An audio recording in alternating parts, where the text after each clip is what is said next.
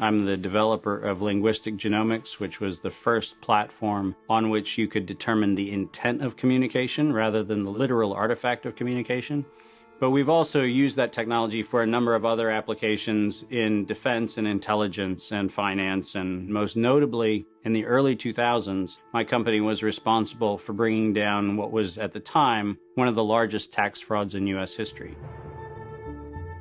We maintained a series of inquiries into every individual, every organization, and every company that is involved in anything that either blurs the line of biological and chemical weapons or crosses that line in any of 168 countries.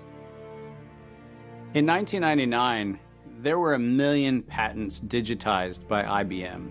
And those 1 million patents were the first time human innovation had been put into an electronic digital searchable format. We took that information and we did a very simple exercise using our linguistic genomics technology, where I made the horrific assessment that approximately 1/3 of all patents filed in the United States were functional forgeries, meaning that while they had linguistic variations, they actually covered the same subject matter. In 1999, patents on coronavirus started showing up, and thus began the rabbit trail. March 2003, panic grips Hong Kong as a deadly new virus sweeps through the city.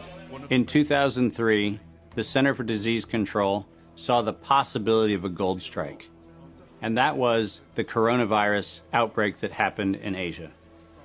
They saw that a virus they knew could be easily manipulated was something that was very valuable, and in 2003 they sought to patent it. And they made sure that they controlled the proprietary rights to the disease, to the virus, and to its detection, and all of the measurement of it. We know that Anthony Fauci, that Ralph Baric, that the Center for Disease Control, and the laundry list of people who wanted to take credit for inventing coronavirus were at the hub of this story.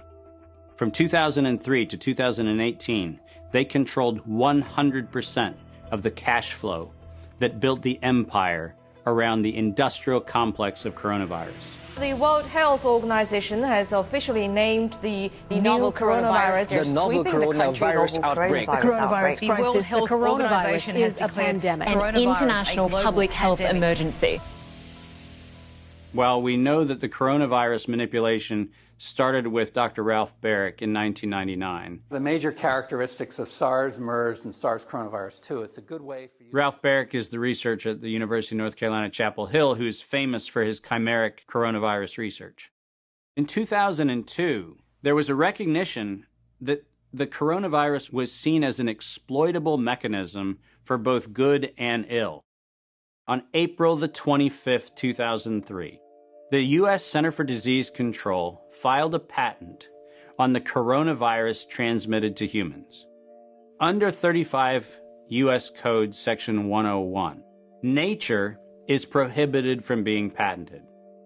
Either SARS coronavirus was manufactured, therefore making a patent on it legal, or it was natural, therefore making a patent on it illegal.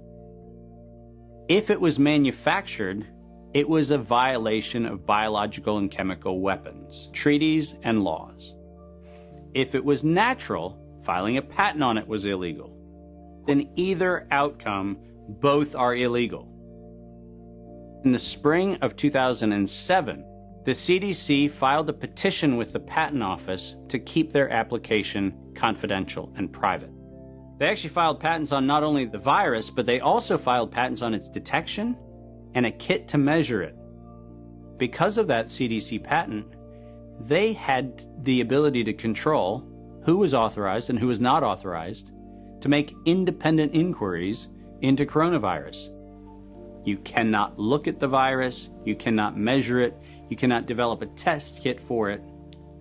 And by ultimately receiving the patents that constrained anyone from using it, they had the means, they had the motive, and most of all, they had the monetary gain from turning coronavirus from a pathogen to profit. Developing and owning a coronavirus vaccine has become a biotech arms race with political overtones. This vaccine gold rush is starting to bother me. Gold rush. Let's keep that in mind.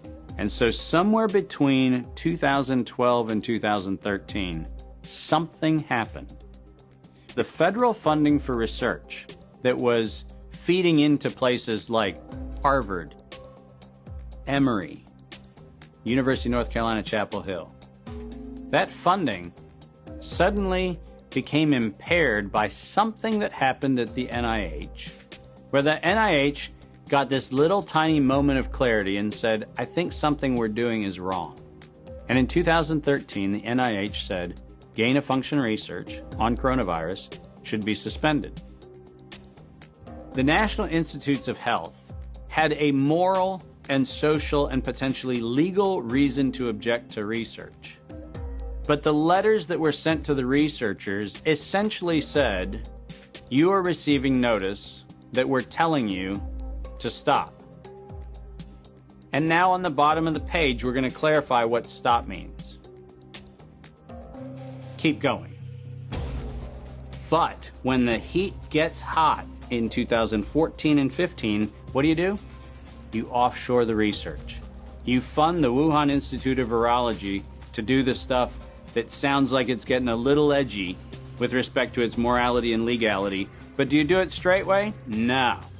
You run the money through a series of cover organizations to make it look like you're funding a U.S. operation, which then subcontracts with the Wuhan Institute of Virology. The U.S. could say, China did it.